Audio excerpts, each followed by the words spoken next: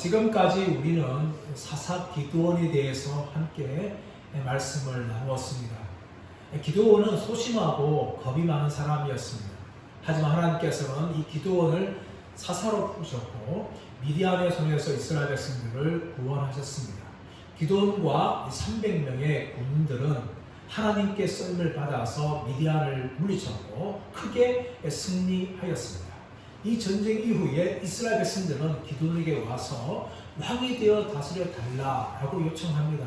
물론 왕이라는 단어를 사용되지 않았지만 다스리다는 의미 안에는 왕이라는 의미가 다 포함되어 있는 겁니다. 그런데 기드온은 이런 요청을 거절하면서 기드온은 나와 나의 집안이 너희를 다스릴 수 없다라고 말을 합니다. 여기까지 참 기드온이 잘한 것입니다. 그런데 기드온은 겉으로는 왕이 되기를 거부하였지만 속마음은 여전히 왕이 되고 싶은 야망을 가지고 있었습니다. 그래서 왕으로서 대우받기를 원하면서 금 귀걸이를 나한테 선물로 달라라고 요청을 합니다. 그러자 이스라엘 백성들은 기꺼이 즐거워하면서 자신들이 전쟁터에서 얻은 이 금 귀걸이를 기드온에게 바칩니다. 무려 20kg에 해당하는 아주 많은 금의 양이었습니다. 이 금을 받았던 기드온은 그 금 귀걸이를 가지고 에봇을 만듭니다. 에봇은 대장이 성막에서 입는 옷입니다. 하나님 뜻을 구할 때 사용하는 의복이지요. 그런데 이 에봇을 만들어서 실로에 있는 성막에 둬야 되는데 기드온은 오브라에 있는 자기 성읍에 있는 그 집에 이 에봇을 두었습니다. 그 결과 이스라엘 백성들은 이 에봇을 인하여서 음란하게 섬겼다라고 말합니다. 우상 숭배를 했다는 것입니다.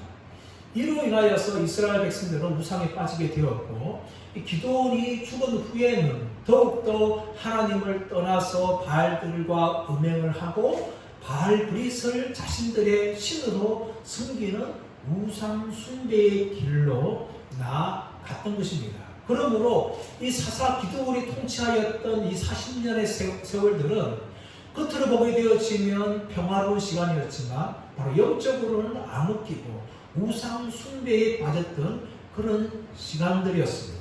이렇게 기드온이 죽고 난 후에 오늘 말씀은 전개되어지고 있는데 이 기드온이 에봇을 만들 때에 이스라엘 백성들은 우상을 숭배하였지만 또 하나의 결과를 발생케 합니다. 그것은 무엇인가 하면 사사기 8장 27절 말씀 보시면 이 에봇으로 말미암아 기드온과 그의 집안에 올무가 되었다라고 이야기합니다.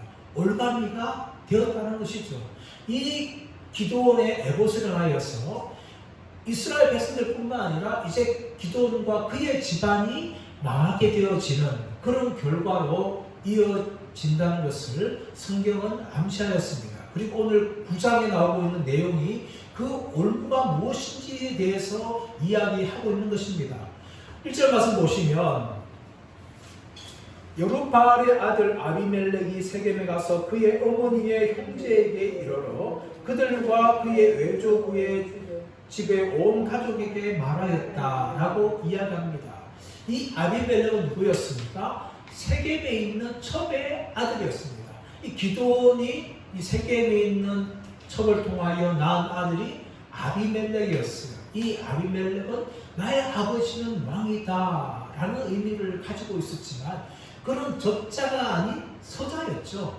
그래서 이 기드온 집안에서 그렇게 인정받지 못한 그런 자식이었습니다. 그런데 이 아비멜렉이 어떻게 합니까? 세겜에 있는 그의 친척들에게 가가지고 세겜 사람들에게 여론조사를 해달라고 부탁을 합니다. 그 여론조사의 내용이 뭡니까? 2절 말씀 보시면 청하노니 세겜의 모든 사람들의 귀에 말하라. 여룹바알의 아들 70명이 다 너희를 다스림과 한 사람이 너희를 다스림이 어느 것이 너희에게 나으냐? 또 나는 너희와 고륙임을 기억하라 하니.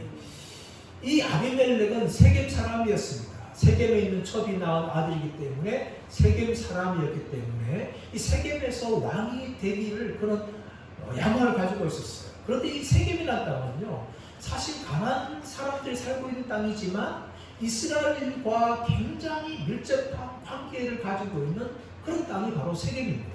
아브라함이 하나님의 말씀을 듣고 가나안 땅에 들어와서 첫 번째 제단을 쌓았던 곳이 바로 이 세겜입니다.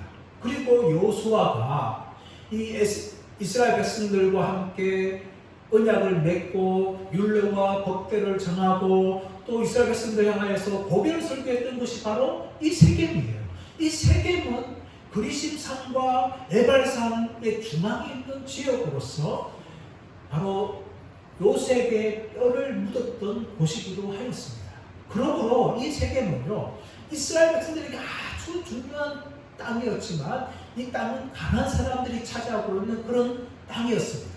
이 세겜 사람이었던 아비멜렉이 바로 이 세겜 땅에서 왕이 되기를 원하면서 하는 말이 무엇인가 하면 이 기드온의 70명의 아들이 너희의 왕이 되어서 다스리고 원하느냐, 아니면 나 혼자 너희의 왕이 되어서 다스리기를 원하느냐, 이렇게 여론조사를 하면서 한 가지 말 덧붙인 게 무엇인가 하면 나는 너희의 고륙 친척임을 기억하라.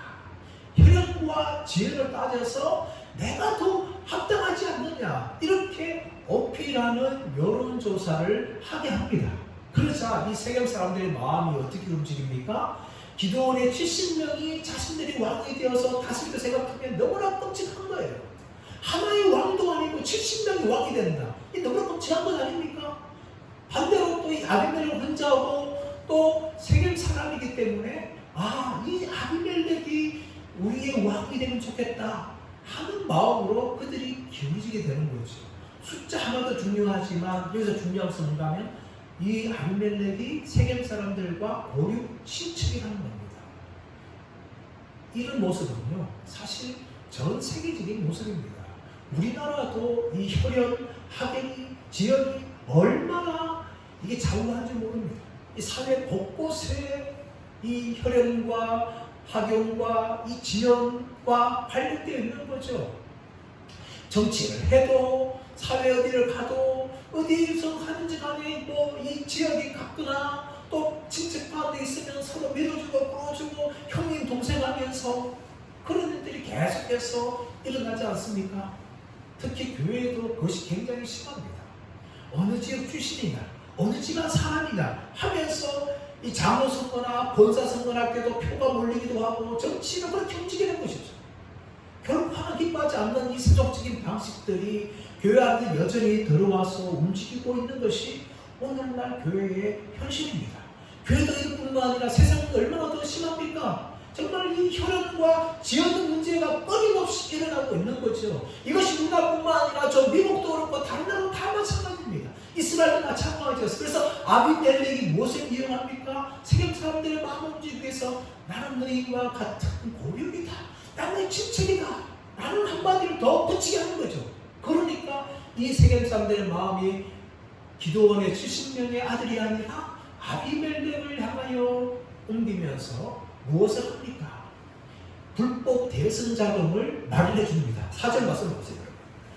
4절 말씀 보시면 바알브리 신전에서 은 70개를 내어 그에게 주매 아비멜렉이 그것을 방탕하고 경박한 사람들을 사서 자기를 따르게 하고.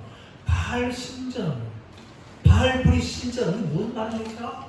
이 바알브리, 지난주 우리 말씀을 살펴보았지만 이 바알, 주라는 거 있습니까? 하나님을 향하여 주라고 불려야 되는데 바알을 향하여 주라고 부르면서 이 바알과 언약이었다. 언약이 바로 바알이 언약이 주다 라는 의미를 가진 것이 이 바알브릿이었어요. 이 바알브릿에서 이 신전에서 은을 가져와가지고 70개를 가져와가지고 아비멜렉에게 왕이 될 수 있도록 자금을 마련하는 거죠. 오늘날 말하면 이 정치 자금인데 이 정치 자금이 순수한 정치 자금이 아니라 뭡니까? 불법 정치 자금인 거죠. 특별히 이 바알브릿 우상의 신전에서 돈을 가져와서 아비멜렉을 왕으로 삼기 위해서 돈을 떼어주는 거죠. 이런 것이 사실은 뭐 성경에 나오는 이야기만 아니라 우리나라 뭘 이야기하다 보면 늘 정치 때마다 이 불법 무슨 자금이 계속해서 터져 나오는 겁니다. 우리나라뿐만 아니라 전 세계적인 현장이 일어나고 있는 거죠. 이런 현상으로 지금 세계 사람들은 이 대선제를 마련해가지고 아비멜렉에게 주어서 왕이 되고 하는데 이 아비멜렉이 그래서 어떻게 합니까? 그 돈을 가지고 방탕하고 경박한 사람들을 샀다는 겁니다. 이 방탕하는 텅빈하고 가치 없는 경솔한 가벼운, 쉽게 말하면 좋은 말로 말하면 용병이고 나쁜 말로 말하면 깡패입니다. 정치 깡패죠. 이런 깡패들을 사가지고 하늘이 뭡니까? 이 기드온의 70명의 아들을 한 바위 위에서 죽이는 그런 잔인한 일을 저지르고 있습니다. 5절 말씀 보세요. 오브라에 있는 그의 아버지 집으로 가서 여룹바알의 아들 곧 자기 형제 70명을 한 바위 위에서 죽였으되 다만 여룹바알의 막내 아들 요담은 스스로 수목으로 남으니라. 여러분, 얼마나 이 끔찍한 일을 아비멜렉이 자행을 합니다. 그의 아버지 기드온을 향하여서 1절과 2절과 5절에서는 계속해서 여룹바알이라고 설명합니다. 그런데 이 아비멜렉은 바알 불의 신전에 가져와서 돈을 가져와가지고 그 돈으로 왕이 되려고 해요. 이 기드온이 이 여룹바알이라는 것은 바알과 다툰 자 의미를 가지고 있습니다. 바알을 대적했고 바알을 배척한 사람이 기드온이었어요. 하나님만 섬기기로 했던 사람이 기드온이었습니다. 그런데 이 기드온 여룹바알과 달리 그의 아들 아비멜렉은 바알을 통하여서 그가 왕이 되려고 그렇게 한 것이죠. 또 그의 아버지 기드온은 겉으로는 왕이 되기를 거부하였지만 이 아비멜렉이 왕이 되려는 야망을 가지고 그 야망을 이루기 위해서 심지어 기드온의 70명의 아들을 한 바위 위에서 돌로 쳐 죽이는 이런 잔인한 일을 저지른 자가 바로 이 아비멜렉이었습니다.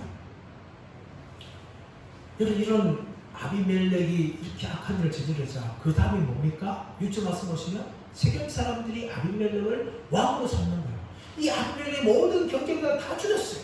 이제 왕이 될 만한 사람은 기드온의 아들 중에 아비멜렉밖에 없는 그런 지경에 이르렀습니다. 6절 말씀 보니까 세겜의 모든 사람과 밀로의 모든 족속이 모여서 세겜에 있는 상수리 나무 기둥 곁에서 아비멜렉을 왕으로 삼으니라. 이제 공식적으로 왕으로 삼는데 이 상수리나무 기둥이라는 것은 무엇을 말하는가 하면 이 바알을 섬겼던 장소를 말해요.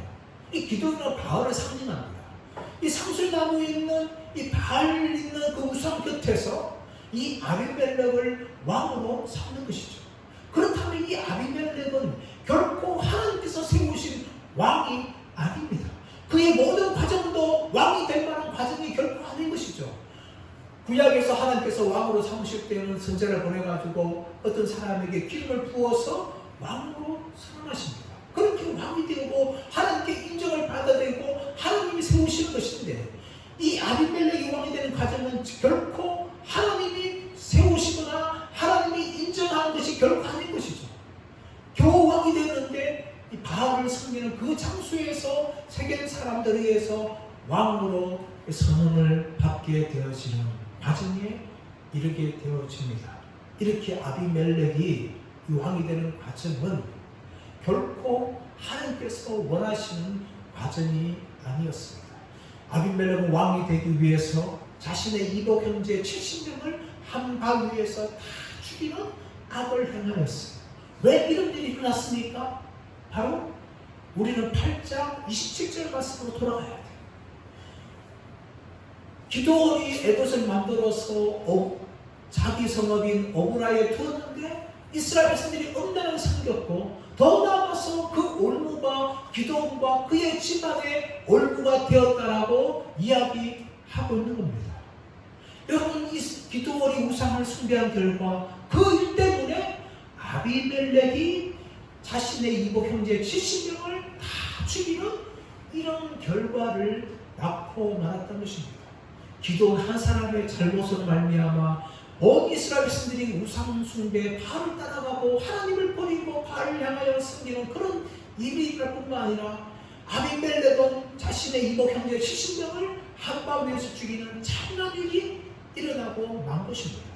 바로 이 모든 일들은 기드온 한 사람이 뿌린 결과였습니다. 한 사람의 영향력이 이렇게 비극을 일으키고 말았던 것입니다. 그러므로 사랑하는 여러분, 우리가 이 땅에 삶을 살아가면서 매 한 명이 얼마나 중요한지를 우리는 다시 한번 생각을 해야 합니다. 우리가 믿음의 길을 걸어가면서 끝까지 하나님을 경외하고 예수 잘 믿는 사람을 하게 되어지면 하나님의 은혜로 말미암아 우리의 모든 우선들이 하나님을 경외하는 사람들이 나올 것인데, 우리가 하나님을 경외하지 않고 하나님을 멀리 떠날 경우에 그 불신의 씨앗은 돌이킬 수 없는 결과를 낳을 수도 있다는 것을 우리는 기억하면서 살아가야 될 줄 믿습니다. 그러므로 두렵고 떨리는 마음으로 우리의 믿음의 길을 끝까지 걸어가는 저와 여러분 되시기를 예수의 이름으로 축원합니다. 7절에서 21절까지는 이제 요담이 이야기하는 내용이 나옵니다.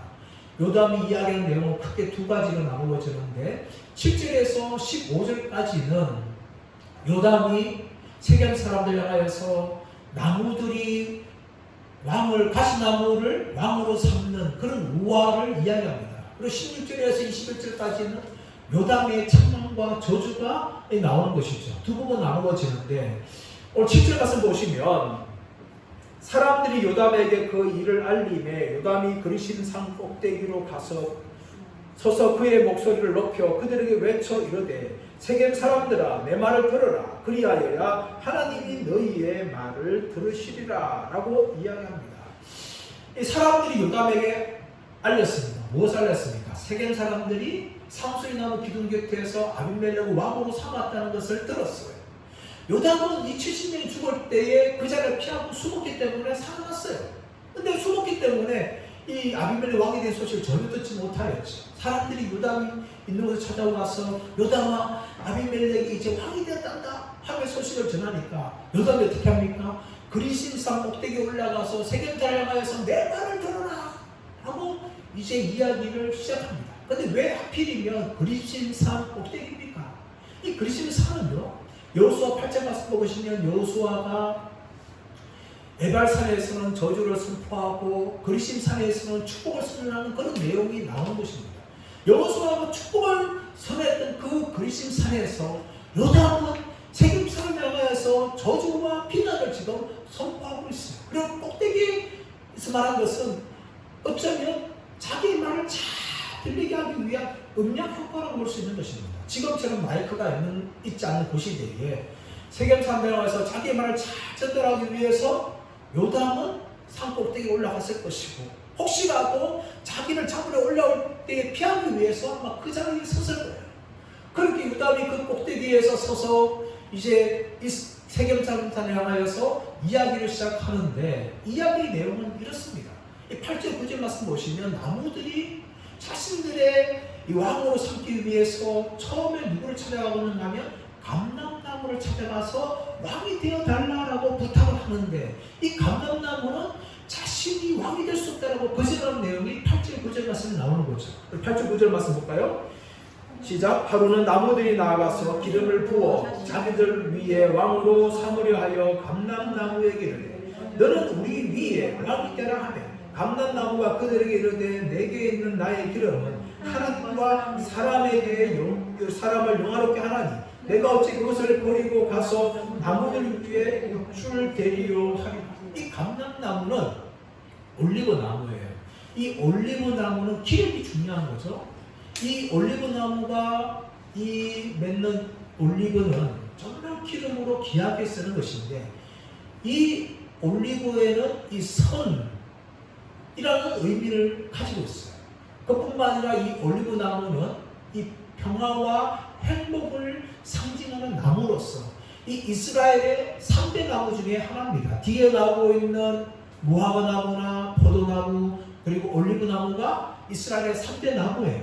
이 3대 나무 중에 가장 기특하게 인정받는 것이 바로 이 올리브 감람나무인데, 이 감람나무가 자라기 위해서는 한 15년 정도 20년 정도 자라야 됩니다. 자라야 이 풍성한 열매를 맺는데, 이렇게 다 성장한 이 감람나무, 올리브나무가 이 맺는 이 올리브의 양은 1년에 무려 반통 가까운 열매를 맺습니다. 그리고 이 열매는 기름으로 사용돼서 다른 사람들에게 인정받고 귀하게 사용되는 것이 이 감람나무죠. 왕의 머리에 기름 부을 때도 감람나무 붓는 것이고, 요리를 할 때도 감람나무 쓰는 것이고 또 치료할 때도 감람나무를 사용하기 때문에 이 기름은 너무나 중요하기 때문에 나무들이 먼저 이 감람나무, 올리브나무를 찾아가서 우리의 왕이 되어야 달라고 그렇게 부탁을 합니다. 그러나 이 올리브나무는 많은 기름을 가지고 하나님과 사람을 귀하게 해야 되는데 그게 바쁘기 때문에 왕이 될 수 없다라고 거절을 합니다. 그래서 두 번째로 누구를 찾아갑니까? 무화과 나무를 찾아가죠. 우리 10절과 11절 말씀 읽겠습니다. 시작. 나무들이 또 무화과 나무에게 이르되 너는 와서 우리 위에 왕이 되라 하며 무화과 나무가 그들에게 이르되 나의 단것과 나의 아름다운 열매를 내가 어찌 버리고 가서 나무들 위에 묻줄 테리요 한지라. 이 무화과 나무는 감람나무와 함께 이스라엘 3대 나무면서 동시에 이 가나안 7대 소산물 중에 하나입니다. 이 무화과 나무 열매는요 음식을 사용될 수도 있고 또 술의 재료 사용될 수 있기 때문에 이 무화과는 너무나 귀해요. 우리가 다 무화과 열매를 먹어봤지만 아주 탑니다. 그러므로 이 무화과 나무 무슨 말 합니까? 나의 열매를 가지고 아름다운 열매를 가지고 버리고 어떻게 내가 너희들이 왕이 되겠느냐 하면서 이 나무들의 요청을 거절합니다. 그러자 이 나무들이 또 세 번째 포도나무를 찾아갑니다. 12절 13절 말씀 읽겠습니다. 시작. 나무들이 또 포도나무에게 이르되 너는 와서 우리 위에 왕이 되라 하며 포도나무가 그들에게 이르되 하나님과 사람을 기쁘게 하는 내 포도주를 내가 어찌 버리고 가서 나무들 위에 묻줄 테리요 한지라. 이 포도나무도 이 이스라엘 3대 나무 중에 하나면서 이 포도나무의 열매는 아주 귀하게 사용되어집니다. 석회수가 가득한 그 이스라엘 땅에서 물로 대신 사용되어지고 잔치할 때는 기쁨을 주기도 하고 또 고통당한 사람들에게는 진통제로 사용되어지는 것이 포도주예요. 그러므로 나무가 무슨 뭡니까? 나의 포도주를 버리고 어떻게 내가 너희들이 왕이 되겠느냐 하면서 이 포도나무도 거절을 합니다. 이스라엘 3대 나무로 불리고 있는 감람나무, 무화과나무, 포도나무가 다 거절하자 이 나무들이 이제 누구를 찾아갑니까? 이 가시나무를 찾아갑니다. 근데 여러분 이 감람나무하고 무화과나무하고 포도나무가 거절하면서 똑같은 표현하는 게 무엇인가 하면은 내가 어찌 나무들 위에 우쭐 대리요 라고 이야기합니다. 똑같이 이 말을 매트를 하는 거죠. 이 우쭐 대는 것은 무엇을 말합니까? 왕이 되어서 그들먹거리며 폼을 잡는 이 비웃는 그런 것을 이야기하는 거예요. 자기가 열매를 맺어서 하나님을 기쁘게 하고 사람을 기쁘게 하는데 바쁜데 내가 그것을 버리고 너희들이 왕이 되어서 내가 그들먹거리며 우쭐대리며 하겠느냐 하면서 이 감람나무하고 무화과나무가 또 포도나무가 다 똑같이 그렇게 우쭐댈 수 없다라고 거절합니다. 그렇다면 우쭐대려고 하는 자가 누굽니까? 이 가시나무예요. 이 나무들이 가시나무 찾아가서 이야기하는 내용이 나옵니다. 14절 15절 말씀 읽겠습니다. 시작. 이에 모든 나무가 가시나무에게 이르되 너는 와서 우리 위에 왕이 되라 하며 가시나무가 나무들에게 이르되 만일 너희가 참으로 내게 기름을 부어 너희의 왕으로 삼겠거든 와서 내 그늘에 피하라. 그리하지 아니하면 불이 가시나무에서 나와서 레바논의 백향목을 사를 것이니라 하였느니라. 아멘. 여러분 무시무시한 말이 아닙니까? 지금 나무들이 와서 왕이 되려고 하니까 무슨 말입니까? 너희가 나를 왕으로 삼겠거든 내 그늘로 피하라. 여러분 사실 가시나무가 무슨 그늘이 있어요? 가시나무는 맵게 말랐습니다. 그 가진 것은 가시밖에 없어요. 그 밑에 가면 잘못하면 찔립니다. 그늘이 무슨 그늘이 있습니까? 다른 이 무화과나무나 또 감나무 같은 그늘이 생길 수 있겠지만 이 가시나무는 바짝 마르고 가시밖에 가지고 있는 그런 나무이기 때문에 그늘도 없어요. 그 하는 말이 뭡니까? 그 말하기에 내 그늘 아래로 피하라. 그렇게 말하면서 만약 피하지 않으면 나에게서 불이 나와서 레바논의 백향목. 레바논의 백향목은 너무나 귀한 거예요. 이 가시나무 가치와 비교할 수 없는 것인데 그 백향목을 태우겠다라면서 협박하는 존재가 이 가시나무입니다. 이 가시나무 누굽니까? 아비멜렉이었어요. 아비멜렉은 요담은 이 아비멜렉이 가시나무라는 것을 세겜 사람들에 하여서 이 나무들의 이야기를 통하여 그렇게 드러내며 공격을 합니다. 그리고 더 나아가서 직접적으로 16절 21절에서는 세겜 사람들에서 조롱하며 비난하는 말들이 나옵니다. 16절 말씀 보시면 16절에 이제 너희가 아비멜렉을 세워 왕으로 삼았으니 너희가 행한 것이 과연 진실하고 의로우냐? 이것이 여룻바알과 그의 집을 선대함이냐? 이것이 그의 손이 행한 대로 그에게 보답함이냐? 16절에 나오고 있는 이 요담의 말은요, 세 가지의 수사 의문이 나옵니다. 이 수사 의문의 용도는 무엇인가 하면 질문을 하지만 질문을 요구하는 것이 아니라 자기의 말을 하기 위해서 사용하는 것이 수사 의문이에요. 이 의문문을 세 가지를 사용하는 첫 번째 무엇인가 하면 너희가 행한 것이 과연 진실하고 의로우냐? 반대하는 거죠. 너희가 한 것이 결코 진실하고 의로운 것이 아니라 그것은 불의한 것이다 라는 것을 말하기 위해서 과연 진실하고 의로우냐? 그렇게 말한 것입니다. 두 번째는 이것이 여룻바알과 그의 집을 선대한 것이냐? 결코 선대한 것이 아니라는 것을 말하기 위해서 이야기하는 것입니다. 세 번째는 무엇입니까? 이것이 그의 손이 행한 대로 그에게 보답한 것이냐? 기도문이 너에게 베푼 대로 그렇게 너희가 보답한 것이 맞느냐?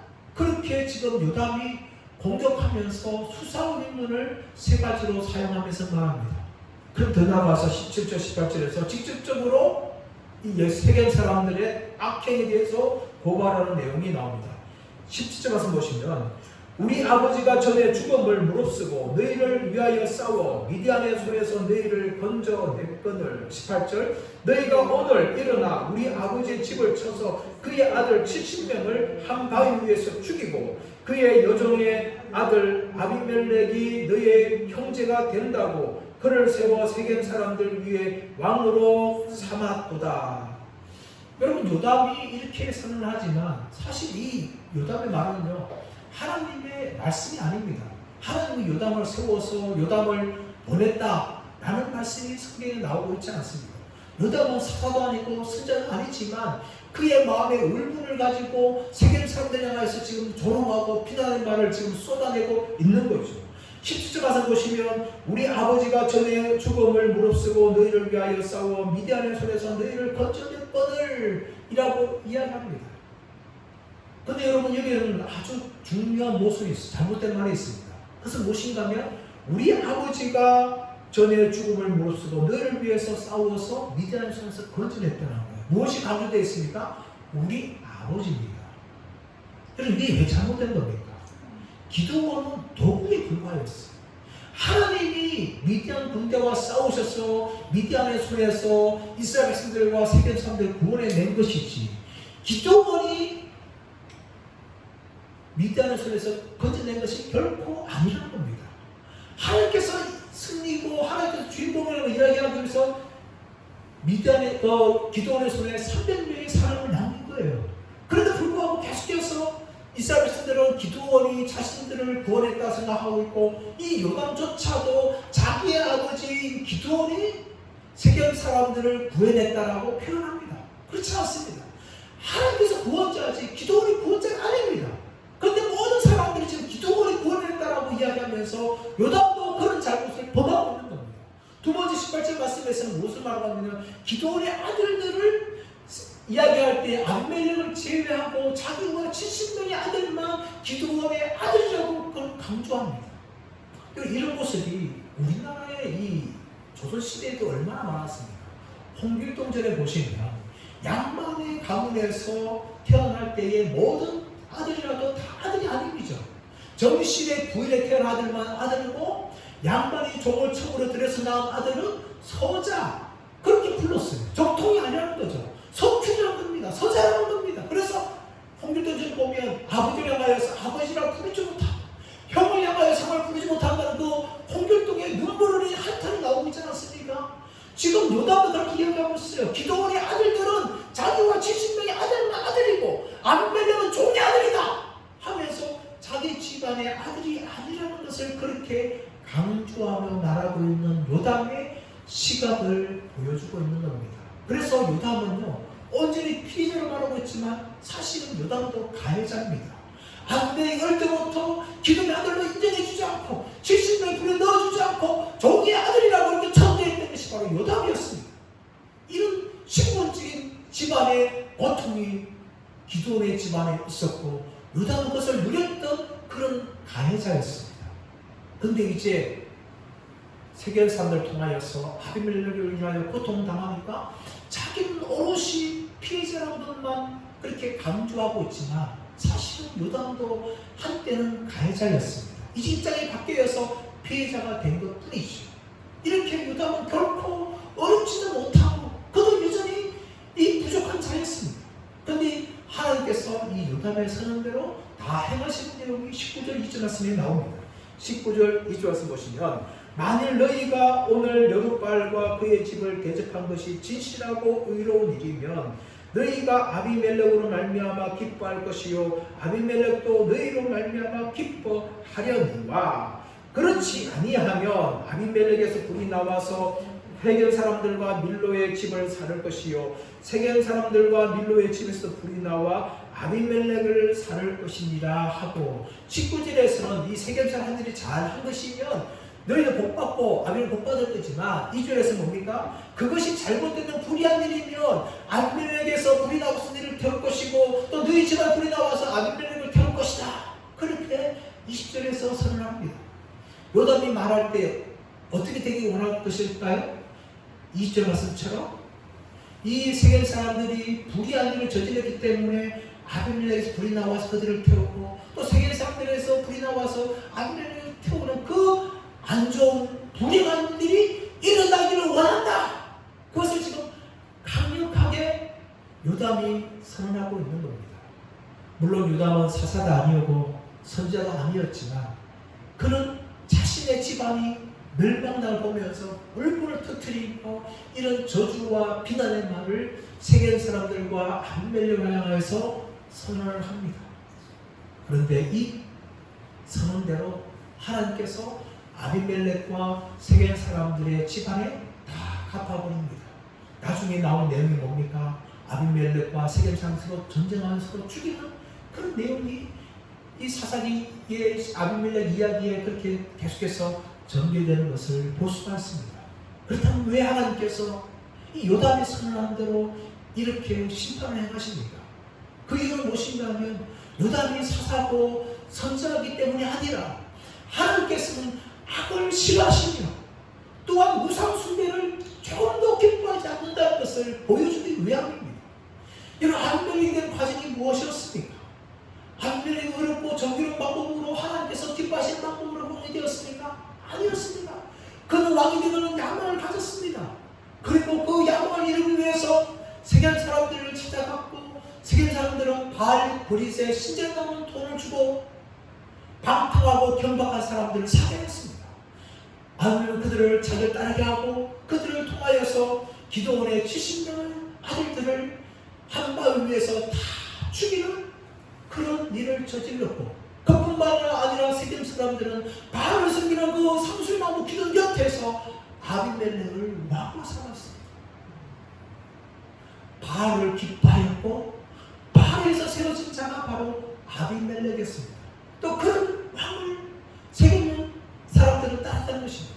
이 모든 과정은 하나님을 기뻐하지 않을 뿐만 아니라 바알을 숭배한 자들이었기 때문에 하나님이 그들을 심판하신 결과로 다 일어나게 된 것입니다. 그뿐만 아니라 왜 기드온의 집안에 기드온의 70명의 아들이 이렇게 죽는 비참한 일이 발생하였습니까? 이 모든 일은 바로 기드온의 우상 숭배의 결과였습니다. 왕이 되기를 거부하였지만 에봇을 만들어서 오베라 있는 자기 집에 두었고 이스라엘 백성들이 우상을 숭배하는 그런 길을 열어주고 말았습니다. 그뿐만 아니라 그것은 이 기드온의 집안이 왕이 아니지만 공식적으로는 모든 사람들이 왕이 됐다는 마음을 심어주게 준하였어요. 그래서 어릴 때 아비멜렉이 보았습니다. 비록 왕이 아니었지만 정치적으로 종교적으로 왕이 버금가는 권세를 가진 것을 아비멜렉 어릴 때 보면서 우리 아버지 왕이 되지 못하였지만 나는 왕이 될 것이다. 이런 야망을 가지게 되었고 그 야망을 이루기 위해서 기드온의 70명의 아들을 죽이는 그런 잔인한 일을 저지르려고 말았던 것입니다. 그 모든 결과는 바로 기드온이 에봇을 만들었고 이스라엘 백성들을 음란하게 섬기게 한 결과 그 결과로 기드온과 그의 집안에도 올무가 되었고 그 올무가 이렇게 비극적인 일로 발생하고 말았던 것입니다. 이 모든 결과는 기도원의 우상 숭배에 대한 하나님의 심판입니다. 물론 이 심판을 하기 위해서 하나님께서는 40년을 기다리셨고 아비멜렉이 왕이 될 때까지 기다렸습니다. 하나님의 심판은 우리의 생각과 달리 그렇게 금방금방 일어나지 않을 때가 있는 것을 종종 보게 됩니다. 또 우리 살아가다 보면 하나님이 심판하지 않는구나 하면서 절망할 때가 우리는 종종 있습니다. 그러나 기억하십시오. 하나님의 심판할 때는 반드시 있습니다. 그리고 우리가 생각지 못한 때에 하나님께서는 일을 하십니다. 우리 주 예수 그리스도께서 십자가에 달려 죽을 때에 모든 사람들은 다 조롱하였습니다. 네가 하나님의 아들이면 그 십자가 내려와 봐라 하면서 침을 뱉으며 조롱을 하였습니다. 그러나 예수님께서는 그 조롱에 대항하지 아니하시고 하나님의 모든 죄에 대한 저주를 감당하시고 십자가에서 죽으셨습니다. 그리고 무덤에 3일 동안 계셨습니다. 이 3일은 온 세상이 또 마귀가 세상을 정복하고 다스리는 것처럼 보이는 그런 시간들이었습니다. 그러나 하나님께서는 주일 아침에 예수 그리스도를 죽음에서 부활케 하시고 십자가 죽으신 예수님께서는 죄가 없으신 하나님의 아들이면서 선포하시고 마귀의 권세를 다 깨뜨리는 그런 능력을 보여주셨습니다. 십자가에 죽으면서 부활은 하나님의 이 마귀에 대한 심판을 선언하신 것이었습니다. 마치 온 세상이 하나님이 계시지 않고 예수님은 죄를 죽었던 것처럼 느꼈던 그 시간이었지만 하나님의 심판 때는 반드시 있다는 것을 보여주는 것이 바로 예수님의 이 부활의 사건이었습니다. 저 여러분 마찬가지입니다. 이 땅의 삶을 살아갈 때에 의인들이 핍박받고 예수 인사 핍박받고 고난당한 때가 우리 있습니다.